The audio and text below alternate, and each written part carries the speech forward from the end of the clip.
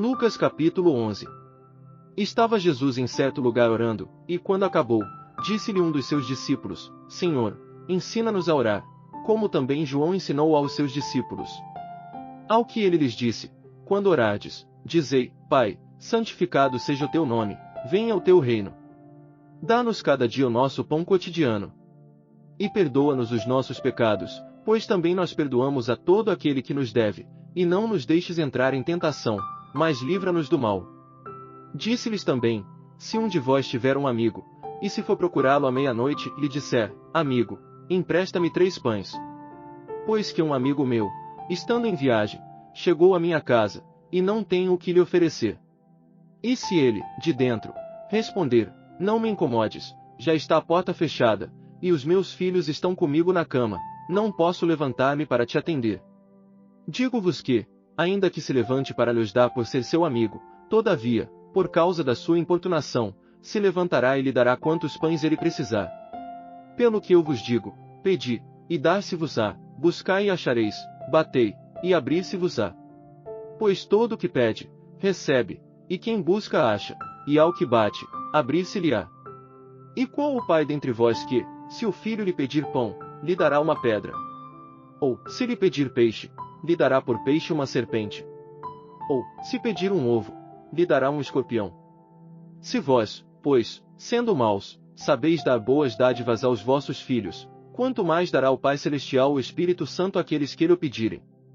Estava Jesus expulsando um demônio, que era mudo, e aconteceu que, saindo o demônio, o mudo falou, e as multidões se admiraram. Mas alguns deles disseram: É por Beelzebu, o príncipe dos demônios, que expulsa os demônios. E outros, experimentando, lhe pediam um sinal do céu.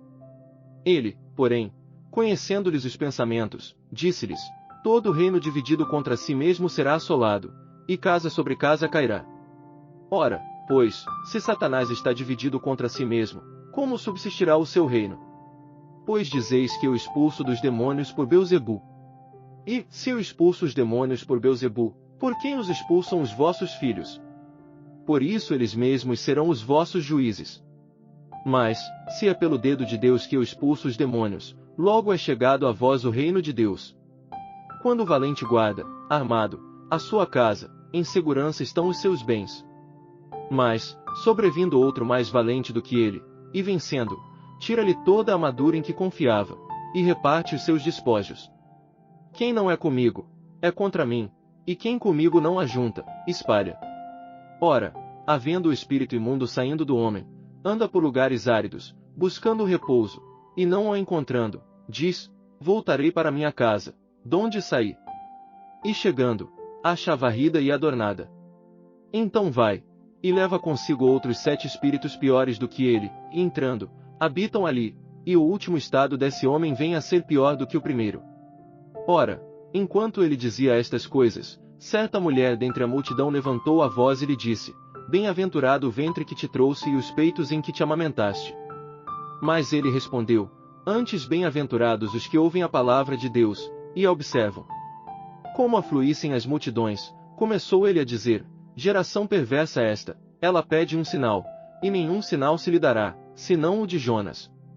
Porquanto, assim como Jonas foi sinal para os ninivitas, também o Filho do Homem o será para esta geração.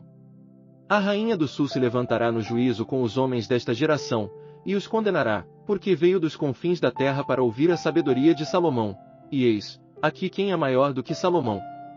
Os homens de Nínive se levantarão no juízo com esta geração, e a condenarão, porque se arrependeram com a pregação de Jonas, e eis aqui quem é maior do que Jonas. Ninguém, depois de acender uma candeia, a põe em lugar oculto, nem debaixo do alqueire, mas no velador, para que os que entram vejam a luz. A candeia do corpo são os olhos.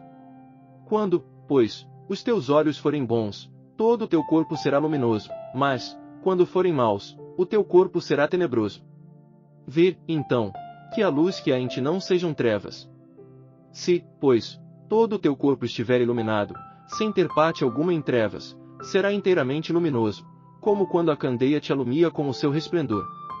Acabando Jesus de falar, um fariseu o convidou para almoçar com ele, e havendo Jesus entrado, reclinou-se à mesa.